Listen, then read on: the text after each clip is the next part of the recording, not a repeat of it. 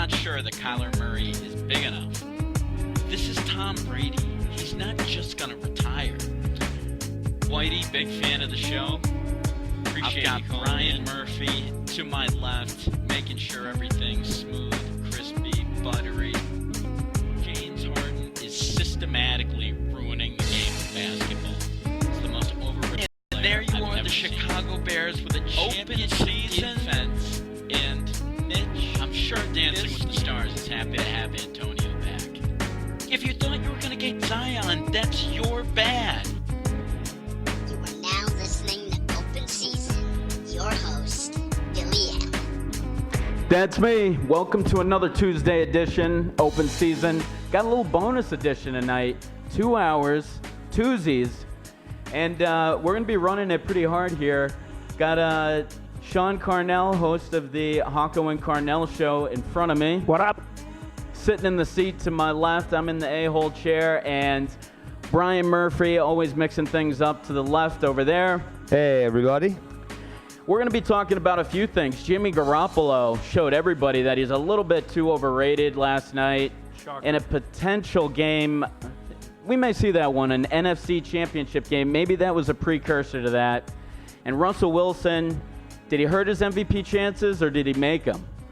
And everybody's talking about the Celtics after they put down a 10-point beatdown over Dallas.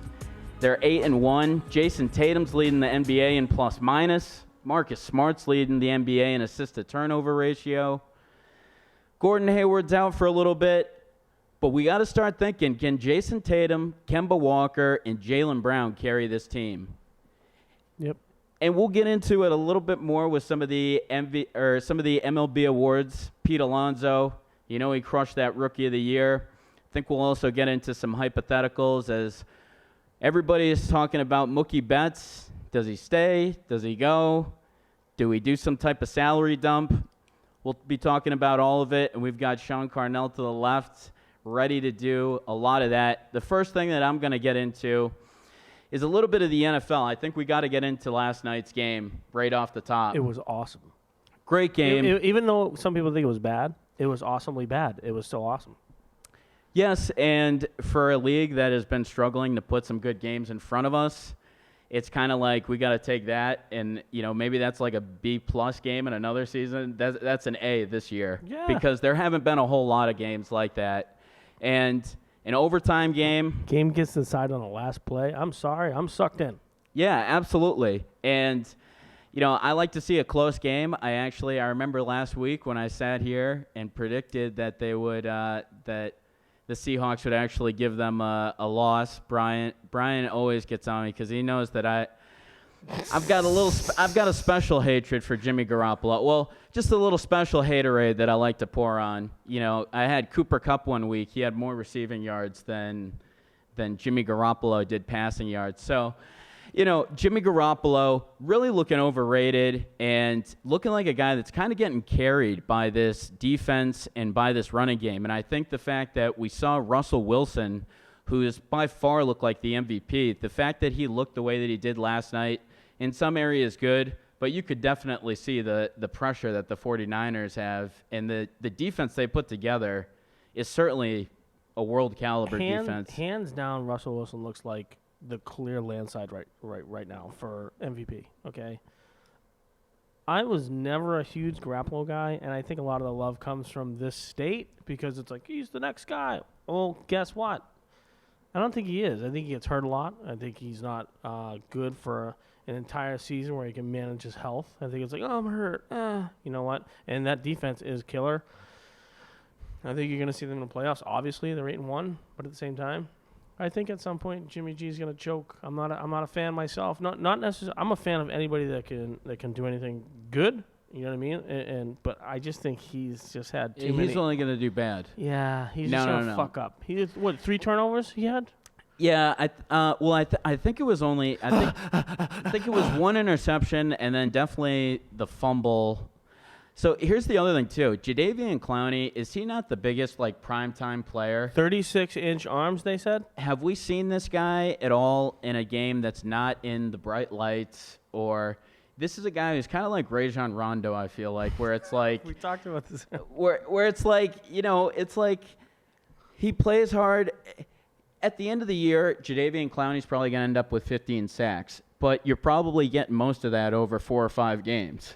You don't say Shit that teams. You feel like you don't say Jadeveon Clowney is going to be there every game, and I think that's one of the reasons why Houston was willing to let him go. I mean, he's 25 years old. You don't see a lot of DNs that are 25 that teams are okay moving away from. You know what, though? What's your thought process on this? It's the same. I kind of look at him as the same way as I look at Andrew Luck. I think that team fucked him up, okay? I think Jadeveon Clowney, since he's left Houston, a little bit more of like a team that's willing to deal with, like, okay, let you heal because you're very, very good at what you do. Yeah, well, I'll say this too. So, I mean, I kind of agree in one sense where they had J.J. Watt who played the position. So it was kind of like they had J.J. Watt who's getting 20 sacks a year. They kind of put Jadeveon Clowney in a position where he wasn't kind of the guy that he was at South Carolina, where it was just kill, get tackles for loss. They actually dropped him back into coverage a bit more. Mm-hmm. And I feel like this year you're probably going to see him end up with something like 20 to 25 tackles, but he's probably going to have 15, 16 sacks. They're really letting him out on the edge and kind of letting him do what he does best. So I don't think you think his numbers are going to be inflated, like based on one specific thing rather than overall body of work. I think that his numbers this year, I think he'll put up good sack numbers because he's been allowed to be on the outside and kind of wants to be doing, which is going after the pass rusher. It's kind of like why we just got rid of Michael Bennett, right? Like, he was getting frustrated. I think he was a hothead to begin with, which his brother kind of laid that out. But at the same time, I think if you just let that guy go in our system but have just like a QB spy, let him do his thing, I think he would have worked out. Yeah, and I think that brings up a greater question as well, because you look at him and you look at him go to the Cowboys, gets a sack his first week, and you say, did the Pats get rid of some talent here? Because you also saw last night, you saw maybe our MVP throwing a couple pretty clutch balls to somebody named Josh Gordon, somebody named Jacob Hollister. Now, if the Pats could get guys like this, oh my God, if the Jacob Hollister 10, they threw to him 10 times. Oh wait, we had that guy in training camp. So have they let a few guys go at the trade deadline? And we said, I think at the time, it looks like they're trying to reel this team in, trim the fat a little bit. Maybe Michael Bennett's talking a little bit too much. Maybe Josh Gordon is a little bit late a few times. You kept hearing, punctuality seemed to be a problem for him while he was here. And did they trim a little bit of the fat? But are they the type of team that can lose talent and still be able to win? This isn't necessarily the 03, the 04 team. Did they let some good talent out of the door, maybe unnecessarily? I think they... For 7th-round picks. Yeah, for shit picks. Yeah, I think they did. That reminds me of when they made a previous mistake, but they also had an issue with a high draft pick that couldn't show up to practice, Ryan Mallett. Right? Fucking dropped him. Then he goes to Texas. Dropped. Can't show up. That guy's walking around with, I'm sorry, 10, 14, $15 million? Dude, I'll show up and get crushed for 2 years straight and have a fractured spine just to fucking have that opportunity. You'll be David Carr. Just take the 90 sacks a year for your first. Yeah. And then your brother kills and you're like, man. Your younger brother? What was the difference between you and your brother? Well, he was able to actually stand there for a moment before getting his spine crashed. So the Carr brothers, and I think that brings up a point also, because talking about David Carr and talking about Derek Carr is you look at some of these quarterbacks, and Jimmy Garoppolo, I guess, where do you think he kind of ranks when you're talking about, is he a middle-tier quarterback? Basically, you look at the numbers, you look at the geek numbers, and you think they should probably take a guy like Kirk Cousins, probably take a guy, some of these other guys over Jimmy Garoppolo. Where do you see him kind of, if there's an echelon or a hierarchy, where do you see him? It's funny you say Cousins, too. I think he's such a waste of money and choke artist. But I think it's fair because last night when I was watching that game, I think, I had said, maybe if you have Kirk Cousins in this game, maybe you pull it out. Because you know what? Look at his last game this week. He did great. He didn't lose that game.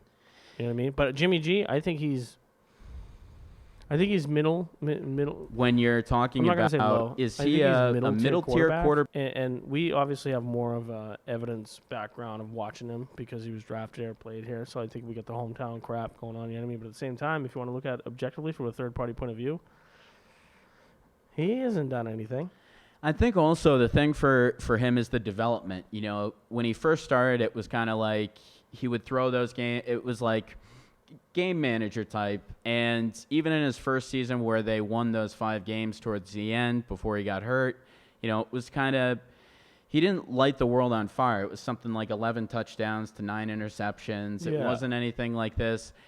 And it seems like he really hasn't made too many steps in his career. Like, you mentioned that he gets lit up. He still leaves himself open to hits a lot. He still can't maneuver very well in the pocket. And you just wonder how much development has actually gone on there. He seems a lot like the quarterback that we saw in Foxborough, kind of, to me these days. You know, he's still throwing, like we had said, 180 yards here. And they're really asking him to just kind of manage a running game and defense.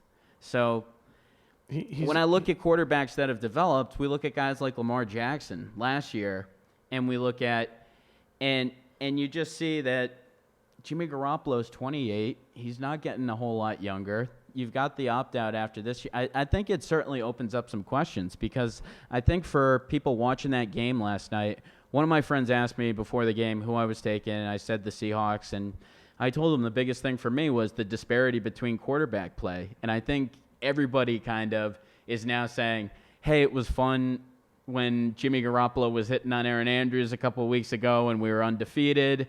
But now we see, right? Yeah. I mean, they were riding high and now they're now kind of coming down a little bit more and thinking about the quarterback play. You know, it's kind of interesting that we're sitting here and you know, the 2 best teams are really hinging on whether or not Tom Brady and his potential backup can be good enough to lead them to the promised land. So we've talked a few times. If you're asking me, too, I don't think the 49ers are going to make the Super Bowl. I think they're going to make, they'll probably make the NFC Championship and the divisional playoff round. They're going to get exposed. I feel like they'll probably win enough games. If you actually look at their schedule, too, I think there's a couple more losses coming. And, you know, from this conversation, probably sounds like I'm not the biggest, but, you know, even at an objective standpoint, there's a couple, they got off to a pretty easy start. They could maybe end the season at 12-4. Just like the Pats. I could see it. So, but you mentioned Lamar Jackson, and we were discussing that earlier. I tell you what, man. Anybody that's watching, I mean, I've had the same thought process that you probably have as well. Or, you know, in previous couple of years when they've done the Wildcat offense, they get these quarterbacks running in, and they're doing the works for the 4 games. Yeah, maybe. You know, what's that guy? Pat White for the Dolphins. I remember he's the next coming of Christ. 1 game, bye. And you know what? But Lamar Jackson, man, watching that game the other night, I don't know. Well, I do know that guy. He broke ankles, and the way he was able to maneuver like a pocket passer runner, he was dipping people better than the running backs on most professional teams. Like, woo, woo, woo, woo. I was like, this kid has talent. Yes, and I feel like he has like. Hold on, before I forget, Go ahead. throws sidearm, and he did something that Mahomes did this weekend too. He did the jump. Yeah, go ahead. Yeah, I was like, that's impressive. That is impressive. He is absolutely impressive, and I think it's amazing. You know, somebody that can make these plays on the run. We were saying that had kind of ended. We want guys to be better in the pocket, and he's somebody that he can now throw from the pocket. You mentioned it, different arm angles out of the pocket too, because the way that he can open himself up to throw. A lot of times we say we don't want a quarterback who has to run to set himself up to throw, but he gets into some really interesting positions where he's opened himself up to open up other guys and be able to throw the ball from other different angles. So I thought this guy was a project, probably like a 3-year project or something before they were even going to take the training wheels off. I gave them a ton of credit last year from being able to say, hey, we have Joe Flacco who see ya. But they, you know, he stunk last year. And I don't like Flacco at all. But just to be like, we have this kid who's won, 5 regular season games, and we're going to move on from him. I don't think I would have been ready to do so it's a if tough I was decision to make. Yeah. Exactly. So And I feel like every week when I'm trying to put together, you probably think I'm a Baltimore Ravens fan because I'm trying to put together clips for the show, and I'm putting together a Lamar Jackson clip every week because if you don't know, this last week that brought him to 2 perfect games on the season. So that's tying in an NFL. I mean, it's hard enough to throw a perfect game. 158.3 I think is the number, and there's Twice. And there's only 2 other quarterbacks. So you have, what is it? Roethlisberger, Brady, him. I can't remember the other guy. And then there's like one guy from like 1970. I'm like, who's that? Dude? Probably like Y.A. Tittle or something like that, like the universal Roger Staubach. He's done it quicker than any of those other Hall of Fame quarterbacks. I mean, that's impressive. Yeah. I mean, I think another stat that's always crazy while we're talking about Mahomes and him is they always talk about how Mahomes has basically like 30% of Troy Aikman's total touchdowns. Isn't that just such a, just shows you kind of where we are from, I can remember when I was in college, my buddies and I would crack up laughing about Quentin Richardson. He was this small forward who was played on the Clippers when they used to, knock him and Darius Miles, but went over to the Knicks one year, led the league in threes per game, took 8 a game. And we thought that was the most, outrageous thing. I mean, we were, dying laughing looking at his stats. Look at James Harden. He shoots 14.5 threes a game. Okay. So it's nowadays your center is shooting. You've got Aaron Baines that's making 2 to 3 threes a game. Your center's almost shooting 8. So it's just that goes to show me kind of this air assault offense that we are in. Now, there has been more showcase on defense this year. But to get to guys like Mahomes and just how fast they're eating at the record books, it's really crazy. It's crazy. I mean, it's funny because I know you wanted to get into basketball, and we're going to get into it tonight. Dude, and James Harden.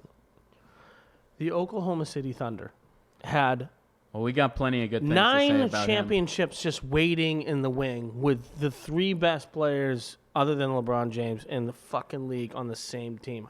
Whoever that manager is needs to go bury their head in the sand.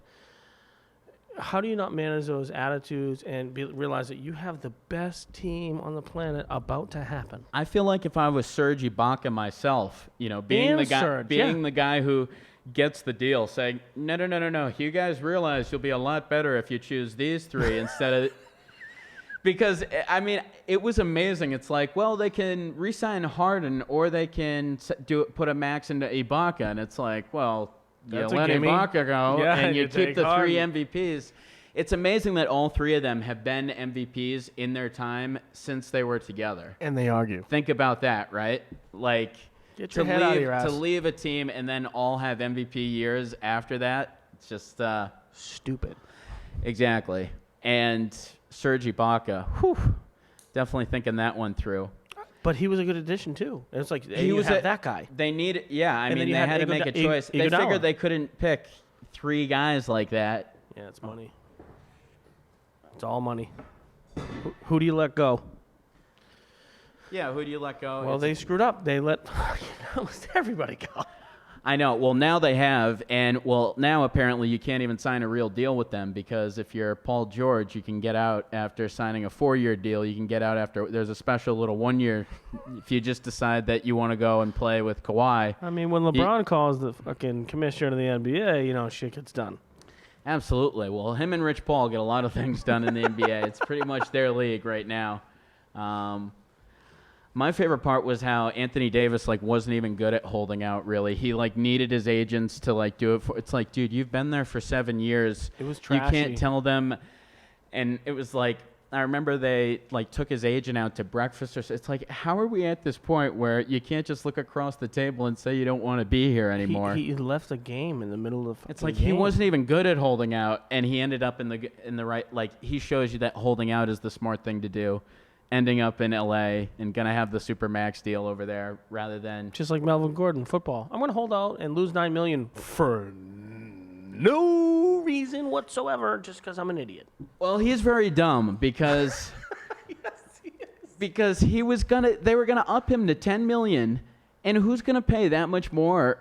And all he did was come in and destroy his value, show that he's not as good a teammate as he could have been. I mean... A lot of those times when guys hold out, sometimes they at least show up. That's a polite way of saying unintelligent. That's a guy. Yeah. A dummy. No. But it's like if he had shown up to camp, they probably give him the contract. Yeah. And if you could, why do you think you're going to get more than 10 mil? It's just, I don't get why he thought he was going to get paid the same amount of money as Zeke. Like, show me the same numbers, sure, but his numbers are like half. I mean, a year and a half good. He That hits was the it. pay dirt, he gets touchdowns, but he's around like 800 to like 1,000 yard. You know, he's more like that. And they have guys like Eckler that kind of chip away. They throw for a lot of yards in that offense. So, I don't know. It was just very interesting. And then my favorite part was just how Eckler came out like an absolute beast. It seemed like 3 touchdowns the first game, 2 the next. It's like, who's this guy? Melvin, what was his? It's just like Melvin something or it's other. just like Antonio Brown and Schuster. And we've got one ringing through here. Hi, you're on with Open Season. Who do we got? Aaron Davis, Billy A, how's it going, brother? Aaron, it is going great, my man. We got Sean Carnell sitting in from the show before me as well. So How you doing, brother? What's going on, Sean? How you doing, man? Good. Blessed day, man. What you got? Man, nothing much. I just wanted to really touch upon the Celtics, man. These guys look really good, man. I'm very, very impressed. The Jaylen Brown really impressed me the last game. I was a little shaky about if he was really going to step up with the new contract, stuff like that. And I was like, I need to see a big, like, push, like one of the a gut check where he had to just dominate. I feel as though he's done that. I feel as though he's proven that. And I'm very impressed. Very, very impressed. I am too, Aaron. And I love how you brought us into the NBA. I think this is a great – we're just really about to turn the page and get into it, and this is definitely going to be a big show for it because there's so much that we haven't really talked about yet. But they're off to an incredible start, and I certainly agree that Jaylen Brown really has taken a step up through the first 9 games. I have him on my fantasy team, so I have the added bonus of being able to check in even more. But invested interest. I was so impressed by his game against the Spurs this weekend as well, just being able to score in so many different ways. And you feel like in the years past, he would kind of, if he wasn't involved in the offense early, it seemed like he wouldn't get involved, right? And now we're kind of seeing himself be able to get that offense no matter when he needs to get it, which is something that for young guys can be tough. It's a mentality thing, you know what I'm saying? It's about really being able to move without the ball, finding your own shot with or without the ball, and picking your spots. I think Brad does an amazing job of having a system that allows each individual player to play on those skills, on that particular, individual one-on-one skill set. Whether it's JB, whether it's Kemba, whether it's Tatum, whether it's Gordon Hayward, all those individuals have the ability to really create their own shot, create their own space with or without the ball, makes it more dominant in a specialized offense that Brad runs. And defensively, the scheme looks amazing. I'm not sold on Cantor. Well, Cantor get on the court. What the heck is going on there? I mean, it's the world's most frustrating thing in the world to me because I think that we're just light in the ass when it comes to the post. I think that we're just real skinny. Yes, we have length, but we don't have tremendous experience. And that's it. You know what I'm saying? Yeah. Well, here, and let me ask you this, Aaron, because I feel like a lot of people are looking at this young team, and I feel like people seem to think that we have the pieces in a couple of young guys, and we have the pieces at point guard, we have the pieces at wing, and it seems like everybody's kind of figuring out who's going to be that guy at center. Is it going to be a combo of Tice and a combo of the Time Lord? Is Grant Williams going to maybe get some more time down there? Right. It's going to be by committee, I think. Well, and also one other thing I was going to say is that you also hear names like Steven Adams and you hear names like Clint Capella. What do you think ultimately they end up doing for the center position this year? I mean, that good question, Billy. Very, very good question. But my heart of hearts tells me if I'm thinking how Danny's thinking, he's going to be like, what's up? I'll give you guys 3 for 1. Boom. You know what I'm saying? Whether it's Clint or Steve, I'm not mad at that. I feel a little bit more comfortable with that. I wouldn't give up 3 pieces for it, but I definitely would give up at least 1 in a draft and then, at least 2 in a month, something like that. But I wouldn't be mad at that at all. On top of that, on top of that, would you be mad if they had to trade a guy like Marcus Smart or a guy like Jaylen Brown to get one of those deals done? No. Because I don't know if you can make the money match if you're not going to trade one of those guys. They're not right? doing that. They're not doing that. I don't think that. the talent works. I also think that he mentioned something earlier that sparked a thought in my head. I also think that like Brad, like you're talking about, like, with Jalen and those guys, managing talent. I think he's really good at managing talent. You know what I mean? I think so too. Yeah, I think he is too. I think he is too. I think there's a clear void of talent at the center position. And it's almost like if you said, what if they had a guy named Al Horford and a guy named Aaron Baines? Hold on. If you had Horford and Baines as their center combo this year, I'm looking at Sean right now but how confident would you feel about this team? We gotta go forward, bro. It's just funny because Al Horford has completely turned back the clock. I don't know if you've been watching him as much, but I mean, he's scoring like 17 down there. He's kind of doing everything. And Aaron Baines is going to be the three-point champion at this rate. I don't know if you've been paying attention to. So it's like both. It's like both of the centers got way better than they ever were with the Celtics. I wasn't buying if they kept him, it was going to work just because of Kyrie. I wasn't buying the fake friendship. You know what? I think that guy was a cancer. I think he's an amazing talent. Kyrie was. I think he definitely dicked up the chemistry of the team, and I think that's BS because he called out Horford once or twice. Like they had a couple issues here and there, and he left. And look what he's doing now. That guy was a consummate professional. He was a gentleman, and I think he was a great addition to the team. I think he was like, I ain't dealing with this shit. Yeah, I mean, I agree. I'm out of here. I agree on that because I feel like when he saw Kyrie go, I think he saw that this was like a young rebuilding team that wasn't gonna like go the extra mile to help him out. Like he's like, I came in on the last young rebuilding team, and you said we were going to be a championship team. Now Kyrie's out. It's almost like looking back in hindsight, you could say these guys should have hung around, but at the time, I totally would have been out as well if I was out. Right. And he should be. You know what? After the season they had, which was horrible, not horrible, but definitely didn't live up to expectations. I mean, he saw an opportunity and he got paid a lot more money. Go ahead, Al, knock yourself out. So maybe this could be an avenue where we see the true genius of Brad. Because it's going to be by committee, but I still can't lie and say I don't cringe when I think, yo, we play the Lakers, bro. It's a wrap. We're too light in the middle. It's a wrap. Yeah, AD's I mean, they also won. 40. They won. I mean, you got to understand his thought process, too. I get where he's coming from. I mean, that guy won a national championship in Florida with Joakim Noah. I mean, like, he's a champ. He's a champion. He wants to be a champion. Well, he's the guy from Butler, just to. But anyway, same thing. Yeah. Butler. No, I'm talking about Texas. Al. Al played. Al played in Florida with Joakim Noah. Got you. Yes. No, Al is definitely a pro. He's definitely won a lot. I mean, the thing about he seems to always just say the right thing after the games too. Even after the first game this season, it was just good to come out, get a win. Rather than just being in people's faces and all that. Aaron, let me get your thoughts on some of the other teams that are surprising. There's some young teams. There's some old teams. The Suns have really been surprising this year, and the Lakers have been really Suns. Well, that's another question. But Dan Marley used to be my favorite three-point shooter. Thunder Dan. Well, hey. Thunder Dan. So, Aaron, who's got your attention right now? I guess across the league that we're probably not watching in Boston. I mean, I can't honestly, guys. LA is just has my undivided.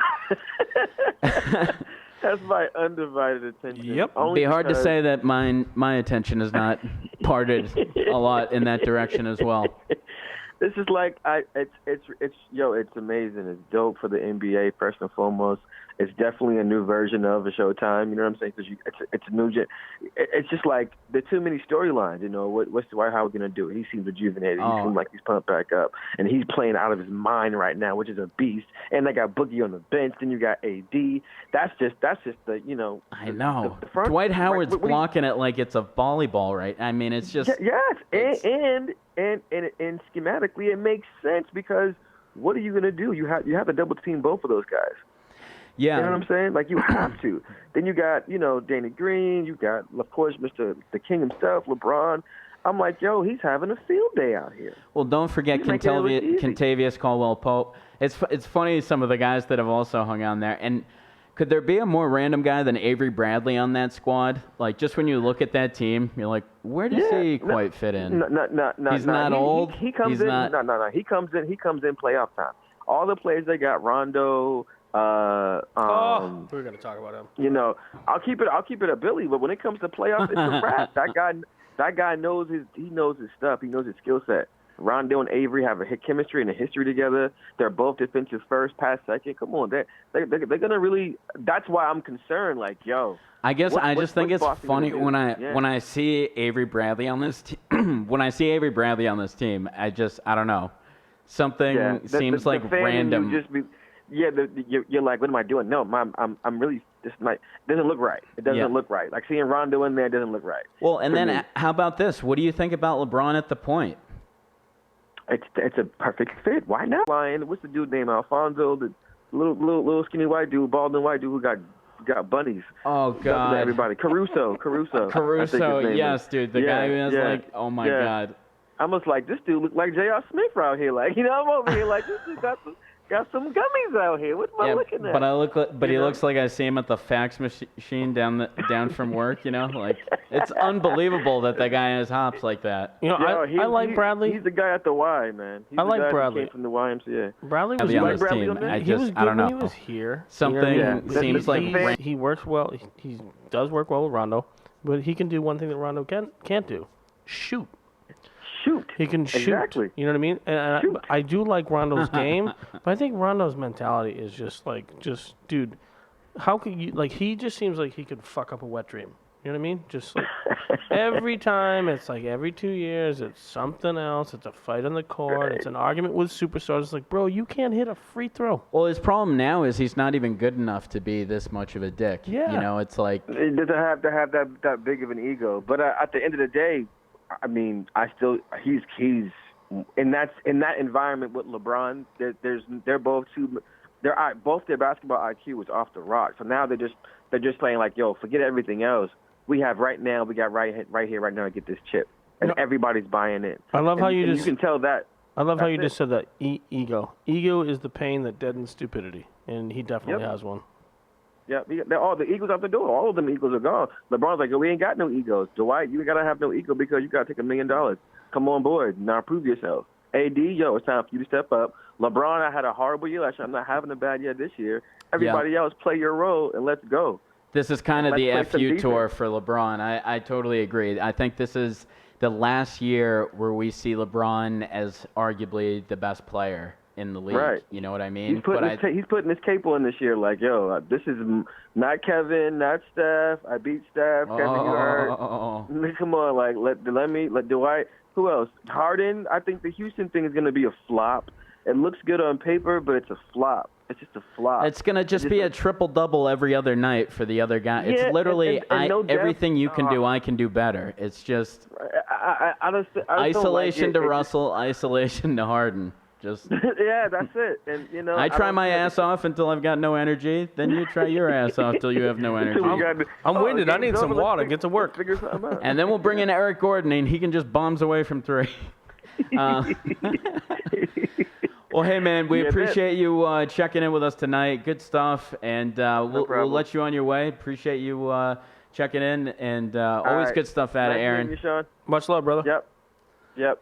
Always good stuff from Aaron. That guy knows his stuff about sports. And, you know, I think we're watching Kemba Walker really come into his own. Last night, it was just some of the shots he was making, like just the way he kind of would take a dribbler or two, step into it. It was just all cash. I think we actually have a clip here just talking about how hot Kemba was. You can listen to Tommy Heinsohn, obviously giving you his excitement there. Did he get a Tommy point? But it was Kemba night last night, and it was like Isaiah from a couple of years ago, but it's been consistent over the last couple fourth quarters. And let's hear a little of it now. Walker answers. That's what we need. Make them switch. Williams comes out, sets a screen. Brown splits the defense, kicks it. Walker sticks it.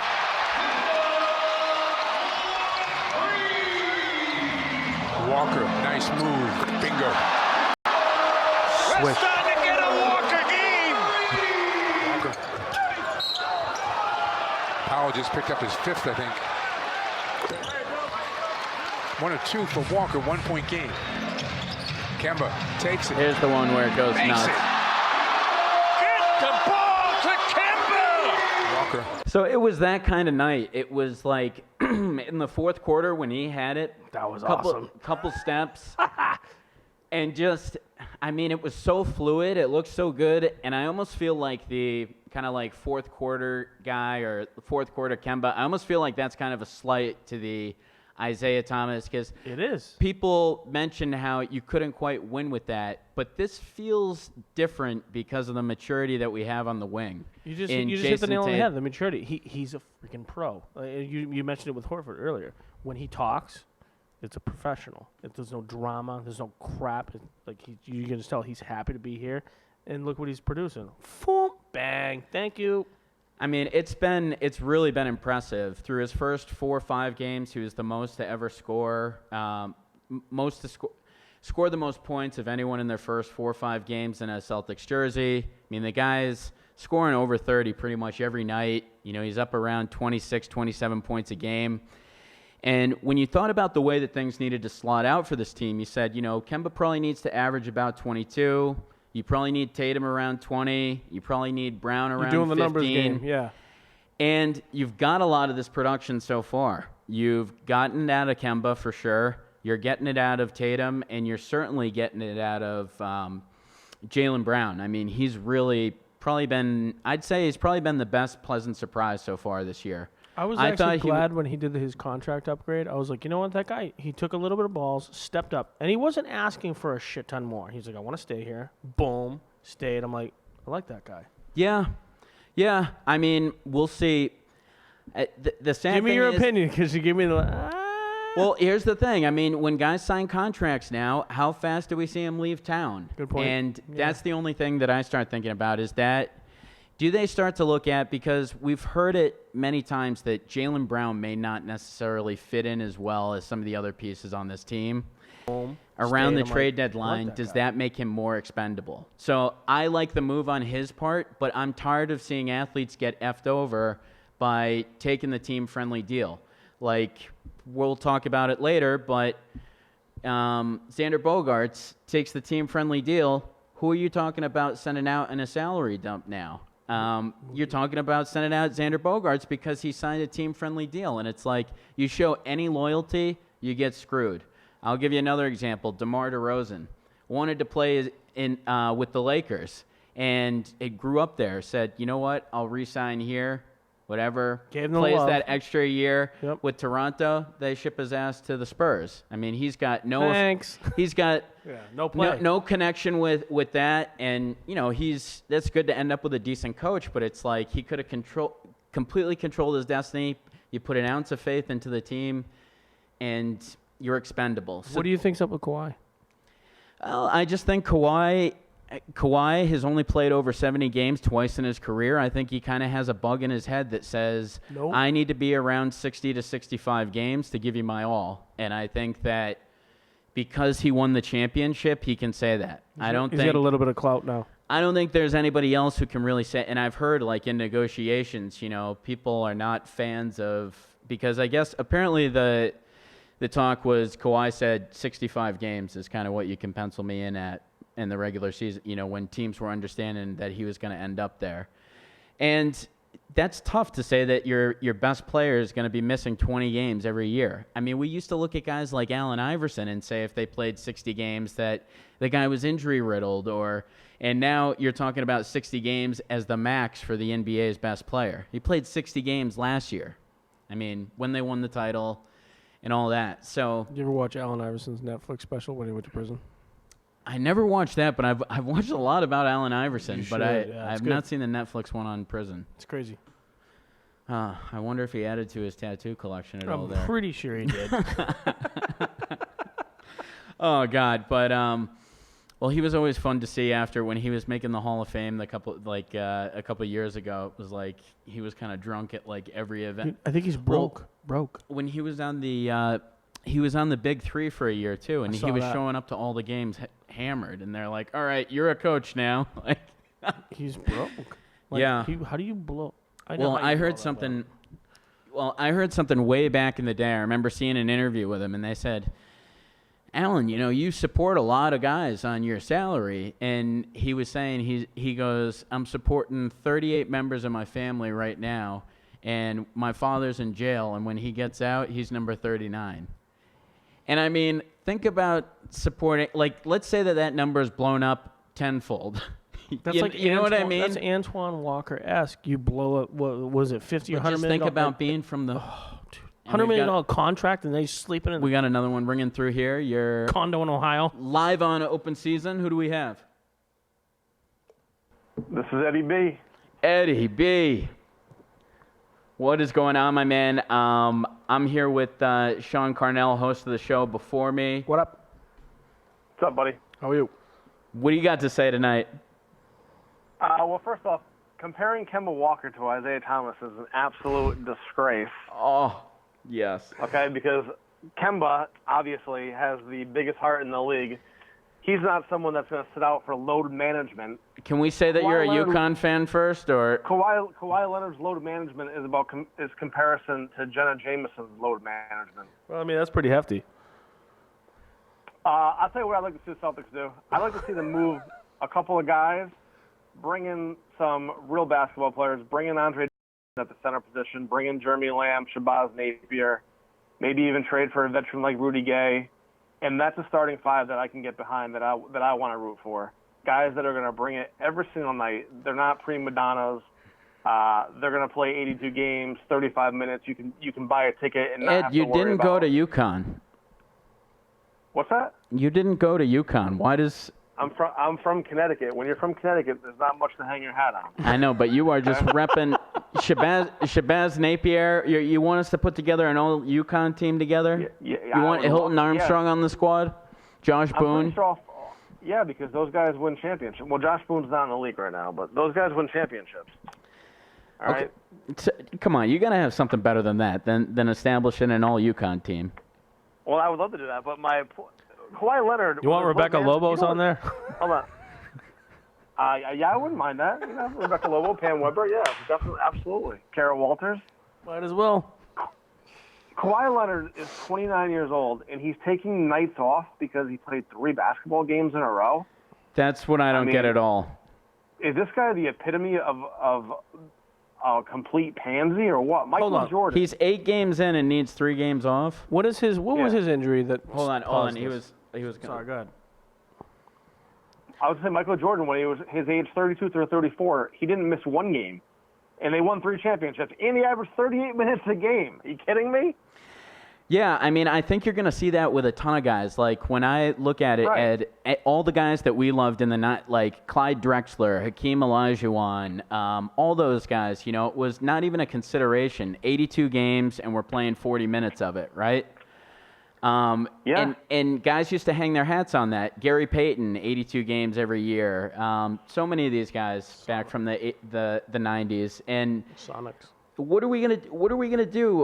What are we gonna do? Like, I don't see how the NBA gets back to this point. They're allowing their best players to have load management and to be able to sit out 20 games. Like, how do you see the league getting their hands back around this, Eddie? I'm looking at Gary Payton's stats. He averaged 42 minutes a game in 1999.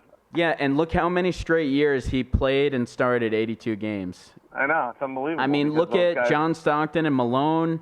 I mean, all those guys, they never got hurt. They got hurt, you thought something was wrong. I remember when Stockton guys, got they had hurt, I heart- was they like, had what heart the hell, failure. he actually can? I know. He's human? It's just a disgrace. I mean, these guys aren't athletes. They're garbage. Prima donnas. Well, I think what they are now Yeah. is they're companies. Like, they don't care about necessarily winning all the title. They all have to be they don't care companies about that. halfway through their career. Like, why can't you Right. just be great and obsessed with basketball and good at it for 10, 15 years, win all the championships, and then just go full board onto it? Because everybody wants the best. If you're the best, This is why. And you can just take anything into parlay. Even if you're the worst NBA player, you can go be the best real estate agent in whatever town you're in. You know what I mean? Brian Scalabrine made millions of dollars and sit on the bench. And Yep, I agree. so it's terrible because you have so many people that would want to play, and then you've got these guys. And so what, is Kawhi going to write the formula that now says that you've got to play 60 games? So how many other guys now are going to play 60 games? And then Right.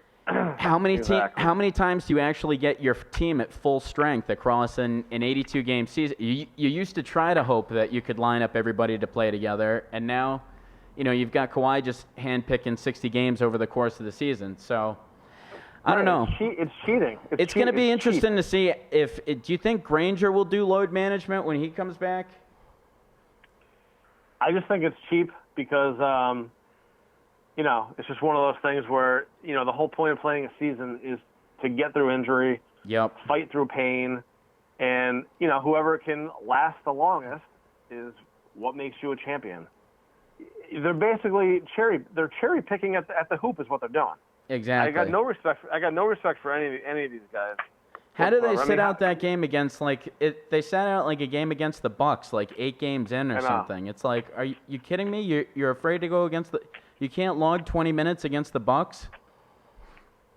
I mean, something has to happen. I mean, the fans should get their money back because what if I paid $300 to go see Bruce Springsteen, and I get there and Billy Allen comes out instead because Springsteen needs a night off? Then it sounds like you were at that Jay-Z party or whatever where they screwed everybody over, because I don't see how you buy way too many tickets to get screwed that bad. At some point, But- it might turn into, like, I love that movie with Keanu Reeves, The Replacements. We as fans, let's just take it back. You know what, dude? Maybe it's 62 games you only played. Maybe it's 40. Then maybe the that's garbage what I man wanna can come see. in and entertain me on a That's Sunday. what I want to see is Ed Bratz out there hucking it up from 3. I know. It'll be interesting. That's exactly what I want to see. I want to see Brian Murphy, Sean Carnell. No. So it's terrible because it's like you've got these guys sitting, and then you've got it. I just hate that Kawhi won the championship last year because all it does is it validates all that crap. And if they somehow had lost it, I think it would have just been a little bit better for this NBA because you've already got guys sitting out, the load management, all that crap. I agree. Ed, what else you got for us? For anything else? Any other NBA thoughts? Nah, that's about it. I'm just disgusted with the way the league is. Yeah, That's all. I am too. Yeah. Are you even watching this year or? I haven't watched 1 minute of it. I Attaboy. won't until they get 5 UConn guys together on the same team. And Rebecca Lobos. So your FanDuel teams? Are you still on FanDuel then? Nah. I don't. You know can't who get they play together a anymore. UConn team that's good enough, can you? I On can't, FanDuel? No, you can't. It's tough to follow when you start following a guy and then he's going to take 3 nights off because he bumped into something on taking the garbage out. Yeah, I know. These guys just aren't tough. In the 90s, if you drove to the hoop, Anthony Mason might break your nose. That's the difference. John Stockton dunked Yeah, over exactly. Jordan. He probably got a little bit hurt. He didn't give a crap. Right. Just dropped it. Yeah, they had guys that couldn't even actually play basketball, but their job was just to come in there and smash you. Yeah, I don't know what the solution is. I mean, that's the problem. I mean, what is the solution? What is the solution? I don't know. I think the solution is something like, well, I like what you and I always talk about how we need to get a team that's like center dominant to beat this current NBA. You think that could actually work, Ed? You think there's a couple centers you could? They don't care about, but like you said, they don't care about winning. What do they care? Yeah, they just care Whether about they money win- and playing in the best spot. Yeah. I'll tell you what the solution is. The solution is to pay them by the win. That will entice him. It will. If you win, you get paid. Performance If you don't bonuses. win, Yep. you go home and you get nothing. I can see the players agreeing to that in a I heartbeat. love this guy. No, he's so good. It's perfect. He used to be on here. That's perfect. So that's what I would do. All right. Well, hey, man. I think that's definitely an awesome way to improve the league. Yeah, appreciate you calling in tonight, man. Always great stuff out of you. All right, guys. Have a good night. Love All it, right. buddy. Thanks, Have a good man. night. But, I mean, he does bring up a good point because it's like, how do you get back? It's kind of like once the toothpaste is out of the tube, how do you get it back, right? You can't. I'm just saying, once it's whatever metaphor you want to make, it's just, you've basically said that a winning formula can be taking 60 games and going and winning, and no one's going to have a problem with that. And I think you laid out a good point. I mean, if you do that and you're a superstar, celebrity, whatever, all you're doing is actually looking at your teammates going, I can do whatever I want. And it's like, you know what? You're creating that divide. Now it's not a team. Now you got egos and this, and all you did was create this huge, messy problem rather than doing what you get paid to do, which is shut up, show up, and win.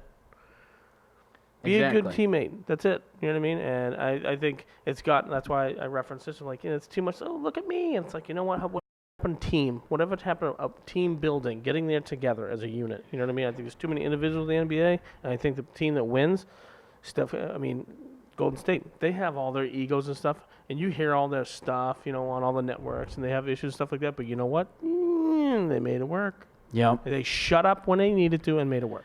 Yep, and you always hear that out of the Lakers, too. Like, they talk so much about the Kobe, Shaq years and all that, and they definitely had their disagreements. Yeah. But when the ball was up, there weren't two guys that agreed time. more, Yep. right? We're winning this effing game. I hate you. I'm passing If you harder. need to score 35 Yeah. and I need to score 15. So you do always hear that out of the teams that win do have that mentality ultimately. And that's that what I think it doesn't matter where they play, what not, it's they're locked in and they can do it. But when you're a team like the Celtics, I definitely think the easiest and obviously it's obvious that an easy road is going to help anybody, but this team, I think particularly, they need a better, this performance throughout the regular season, the fact that they're doing well so far, I think that's got people's expectations up a little bit, because I think it also, leads to a better road and something where if the Celtics come out, they win a playoff series this year, can you say that this year was a failure? I mean, maybe you wanted more, but I don't think the expectation, with a team that was expected, the over-under for wins, 49, if they come out, win a playoff series, can you really be that upset with them? And if they get the front seat like they're doing right now, obviously anything else is going to be gravy. And you had said it, you kind of get into playing like a team, dropping the egos. The Celtics have done that through the beginning. And I think one of the big tests was Kemba Walker had a game in Charlotte, and you said, okay, they're coming out, they're singing to him, giving him the whole party, all the fans. Is he going to try to score 50 here? Is he going to try to score 40? And he totally was able to sit back for Gordon Hayward, who was able to have a huge night and was able to pass along to a bunch of different guys. So you see this where it's a team that it feels like they have guys that can take over, but realize that they don't need to take over all the time. Like, Kemba needed to take over in order for them to win games last year. Feel like he's looking around in the fourth quarter saying, okay, I've got a Hayward Hayward broke his hand, out for surgery for 6 weeks. Terrible for him, but got off to such a good start. And the good thing is I think he's not going to get too far out of shape with it being the offhand and everything like that. But He'll be playing video games. he dude. can't play video games. But I back to that one main point I that he was touching on. You did again. Is that's where I think Brad comes into play. Take the word coach out of it. You need a manager that can just manage the egos and go, listen, we're all crazy. You have your stuff. Let's bring it together when we need to. And I was slowly kind of getting that, but what we've seen is a pretty egoless team. We're seeing Jason Tatum lead the league in plus real minus, and we also see Marcus Smart leading the league in assists to turnover ratio, which is something that when he played his rookie year, I don't think anybody saw. I think he was a guy where we probably don't want him handling the ball all the time, but we've definitely seen him develop, and he doesn't make the most awe-inspiring passes, but he sees the passing lanes. And the way he's been able to pass this year, I think that's definitely been encouraging, because you've seen him be able to pass, you've seen him be able to get guys off their rhythm, like last night. You saw him be able to take down Porzingis. So with that added bonus, and then he's also shooting threes this year. So Marcus Smart is... I mean, he hasn't been shooting them and hitting them off the backboard the last couple of years, 28 games? Throwing them into outer space or into the first row. I mean, so he's been hitting threes this year. It's been You know what I like about him? He's a hustler.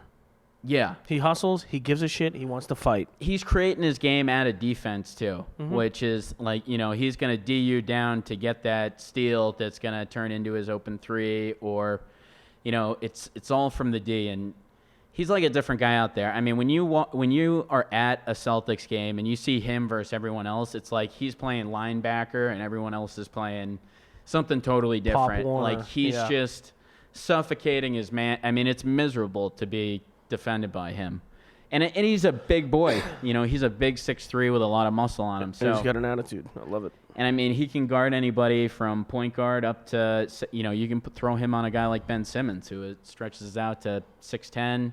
You put him on Porzingis, who's 7'3", a full foot taller than him, but the bulldog in him. You So know I what? think- just keep Ben at the three line. You'll be fine all day long. Well, that's what teams are doing. Rick. That's what the Houston Rockets are absolutely doing. I mean, I still cannot believe that Harden is shooting 14.4 threes a game. I mean, like, you have guys where you're like, I want them to shoot 15 shots tonight, whatever. It's like, you want to manage him to 15 threes attempted. I mean, it's just like, they talk about how Houston has done all the stats and that it's better to get a 3 than a 2, but Yeah, okay. how can it be better to get it when you're shooting 14? No. So that's the thing that Ed and I always talk about, is that what if you took one of these teams, like we were always interested in that Pelicans team that had Anthony Davis and DeMarcus Cousins for a little bit. And we're like, say you put two guys like that on the post that are probably going to grab close to 40 and 20 in today's NBA. Can that be a team that can kind of change the tide? Because it's all about how do you change it just from 3-3-3-3-3-3. I mean, even watching the Celtics, watching anybody, watching the Mavericks last night, they couldn't even shoot. They couldn't even make threes getting off. But 3 of their first 4 shots were threes. They kept firing threes right through that first quarter. It was like almost like they were determined to make sure their first shot that went in through the hoop was a 3. Yeah. Like, so it's just how does the NBA kind of tackle that? And I think it would be interesting to get two really big guys that could basically put up twos at like an 80% clip. Do you think the league gets involved and starts telling teams to change some shit up? I feel think like they're something. out of line if they do, right? I think that's a legal thing. Yeah, I don't know if there's anything you can necessarily say, but I don't know if the NBA wanted to go from guys shooting 3 threes to shooting 13. And it's just like, I can remember the Celtics from like 03. I can remember Celtics with Eric Williams and them shooting like 8, 10, and like losing your mind over just like the low percentage. And now it's like guys will casually, how do you miss 10 threes in a game? You miss 5, stop. That's where I learned my first cuss words from my dad watching TV 38. What are you doing? So it's just like TV 38. TV 38. It's been a while. Yeah, let's endorse it. Hell yeah. Well, as we keep talking about the NBA, I think that's going to cue us up for our Turkey of the Week, because as this is the month of Thanksgiving, not only am I going to continuously remind you with this hideous thing that I have growing on my face. It's good to catch his If you've food. got 20/10 vision, maybe you can see it. But also, we have our Turkey of the Week every week. And this week, it was going to be the Knicks. It's But- time for Turkey of the Week. It was going to be the Knicks, and we have to play the sound clip because it's just so good. And Thanksgiving's coming up. And Thanksgiving's coming up. You got the turkeys. They're going crazy. But I couldn't make it the Knicks because Whitey calls in every week and tells us how miserable it is to be a Knicks fan. Dolan kind of coming out and saying that Fizdale, the coach there, was behind some of the problems. Clearly not. It's really, people don't want to go there because Dolan's messing everything up and could get into a huge rage on that. But instead, I have decided to pick the San Antonio Spurs Oh, here we go. for their Tony Parker retirement ceremony last night. So they put Tony Parker's jersey up into the rafters last night. Tony Parker, I mean, he played like 1,200 games in this NBA. He's got career averages of like 15.5, 5.5. But I'm just so sick and tired of this. Everybody gets a parade. Everybody gets a party. This is only 1 year after he decided to take a 4-year deal to Charlotte and leave the Spurs and, kind of take it for the most amount of money that he could get, part ways. Oh, turns out I can only play 1 year, or I'm only halfway decent. It's funny because he said that he felt like he couldn't be Tony Parker anymore. And I was like, well, shit. It looked like you couldn't be Tony Parker over the last 8 years of your career. What's stopping you now? So, it's just like Tony Parker was never a guy that I looked at and said, I'm watching a top five. How many rings? 3, 4. That's what people are looking at. And we got one ringing through here. Maybe we have just the man, Whitey. Hi, you're on Open Season. Who do we got? Hey, what's going on, Billy Allen? Oh, Frankie Cronin? What's up, kid? How you doing, my man? Good, bro. Yeah? Just tuning in on Facebook Live. You guys are really going to give Felger and Maz a run for your money with the 2 viewers that you guys have right now on Facebook. Yeah, I think so. I think our takes are... You guys are killing it, though. Well, thanks, man. I appreciate you giving us that live counter. Way to sling mud from the couch. You got any takes, Frankie? We've been talking so much hockey. I want to hear more Bruins talk out of this show. The Bruins are having a hell of a season. We're rolling 3 lines. We won again tonight. DeBrusque is out, but I don't know. So it was 0-0 in the first. I know you love the Celtics, but you got a lot of fans and a lot of viewers of the show that talk about the Bruins. It'd be nice if we had some more Bruins banter out of you guys. Well, we will try to accommodate. I'm just kidding. I'm just kidding, Bill. No, dude. I wanted to say about the Celtics, Wanamaker. I like this kid. I think he's a great shooter. What do you guys think out of Wanamaker? Like, you think he's the next Paul Pierce or what? I'll hang up and let you guys talk. Yeah, no, appreciate it. And we definitely do need to take more NHL. And, I listen to my viewers, and we definitely need to. Brian and I were just talking about how we needed to get to the hockey beat at some point in this episode, and we definitely do. So appreciate that. But Wanamaker, thought he looked like a junkyard dog last night. Really liked the action that I saw out of him. Some good rebounds, a couple good putbacks. I don't think he's quite the next Paul Pierce. Bit of a stretch there. No. I think that's a serious question from Frankie, so let's evaluate that. No, but was he better did he look better last night than I think he probably was going to look? Yes. So I will say that. I think he could potentially be a decent bench big for us. Somebody that's got kind of that high octane. They're kind of trying to roll. You mentioned how the Bruins are rolling 3 lines. The Celtics are getting a little bit thin in their second line. So they need to find a couple guys with that hustle, that it factor, that little bit of extra grit. And I think Brad Wanamaker gets that. I was kind of looking at him like he's kind of like a pit bull, kind of like a junkyard dog last night with a couple of those rebounds and putbacks. And, I was definitely encouraged from what I saw from him. But as far as the next Paul Pierce, absolutely. I think he's going to be way better than Paul Pierce. What? Fucking, you got me for half a second. What? Paul Pierce probably not. I don't know. Wanamaker, there may be a ceremony for him though, because if there's gonna be ceremonies for Tony Parker, my God, I don't know what we're gonna say. Great last name. As long as you can take the abuse long enough at this organization, we will give you a party. Is basically what the Spurs did. So, anywho, with that being said, Brian, do you want to catch us up on a little bit of NHL, a little bit of what the Bruins did, and maybe a little bit around the way? Yes, indeed. Well, I think starting off with because we want to listen to Frank. Well, I think starting off with our local squad, you've seen some a real dip in the defensive effort over the past 3 games, but looking good tonight. Looking off the score, you got a 4-1 Bruins lead in the 3rd period with goals from Pastrnak, Nordstrom, Bjork, and Chara. So you like to see that scoring spread out a little bit. I looked at the past 3 games as just kind of a bit of that ebb and flow of a long season. it wasn't a complete wash. They got points in 2 of them. Definitely the effort was concerning and the organization in the defensive end.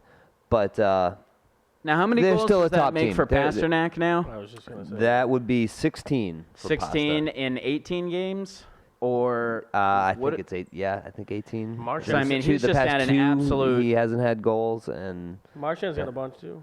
yeah, Marchand Question fired for a you. laser Question last for you, night. because we're hockey nerds. Yes. Nerd away. Have you heard the scuttlebutt on Taylor Hall? I haven't. How crazy? What? No. Frank, you catching this? Frank, you catching this? Possibly up on the trading. no. Possibly up on the trading block. Really? Yeah, the Bruins were piqued in interest. How crazy would that be? You had Sagan and you had Hall, the 1 and 2. Got rid of one. You might pick up the other guy, possibly. That would be. I think if they add. Interesting. That kid is lights out. I think Yeah. he's got a better head on him than Sagan. They're both equal talents. Taylor Hall, they have a chance to get him. Small one. What would they have to give up? That's what they're discussing right now. So he's. What do you think? Sagan was great. I would take that talent in 2 seconds. I think probably somebody like a Jake DeBrusk. At They least mentioned him. maybe an older, contract. Dump money. Yeah, and probably half of your farm system. There's a lot of people. half of your good development. 3 players and DeBrusk. What's Hall, 26? Around there, yeah. Yeah, 3 players have been three players in a trade have been mentioned, and the one name that keeps coming up is DeBrusk. Yeah. I mean, DeBrusk is the one they have to trade because the salary is a little bit. no, because he's Yeah. not quite as good, but a good young. I mean, he's 22 years old, coming off a 27-goal season, so he's a player. Yeah. Okay. And what's the beat on Tuukka so far? I know that there's always an up and down. Lights out. He's not been at all the problem. No. Goaltending overall between did give up a even in a stinker. losing effort. Havlak saved, had 28 saves or somewhere around there, 30 saves in the game last night. Goaltending has not been the issue whatsoever. It's these past 3 games have really, the problems have started in the defensive end and just lack of organization and puck control. Okay. You give me some of your nerdage. What's on your mind? Oh, here we go. I got stuff. This could be a nerd right here. I was just about to talk about the defense. Hi, you're live on Open Season. Yeah, it's Whitey from Queens. Whitey. So, Dude, I had to bring up the conversation. You guys are talking hockey. Like, come on, man. You're about to bore everyone to death. Hold on. Oh, yes, yes. Let me We say gotta this. cover that beat. Yes. We gotta cover that beat. Let me say We one gotta- thing. Yes. Hockey is my favorite sport. I mean, because I was. Whitey, just talk over them. Say that we were right. I was. I'm a Penguins fan, right? Well, that's strike 2. So Still, let me get that's this. the only thing I got going for me right now. is Well, the that's not Penguins, really going and I'm for you still anyway. not. So hockey is the one sport where a grown man can assault someone else and just get a 2-minute timeout. I'm sorry, I like that stuff. No, I mean I do like hockey, but Oh, I mean, no. From a national perspective, like hockey, he was it's tough a to niche, convince. It's a niche sport. It's a niche sport, bro. Like I'd be happy to talk soccer for an hour with you guys, but I know, that wouldn't work out. So it's like, actually, why I wanna talk say- hockey for an I hour? was State honestly, title? before the show, Whitey, I was honestly saying that talking about hockey isn't that exciting. State title twice. And these two wanted to come across it was like telling a fisherman that fishing isn't a sport. Dude, These guys wanted. Go ahead. Billy, like I 2 have championships in hockey- soccer. I'm not going to fit it in, so I'm just going to yell it. Go ahead. I have hockey excellence, right? I'm a Penguins fan, I have and hockey PC Providence, we won the championship like 2 years ago. Like Yeah, I have yeah, hockey that's excellence, true. but I just don't care. it sucks because my major sports teams haven't done in the last 10 Well, maybe years. you so, should care because the Knicks are bringing in R.J. Barrett. You didn't like him 1 second, and you came back the week after, and you're saying he's the best player in the last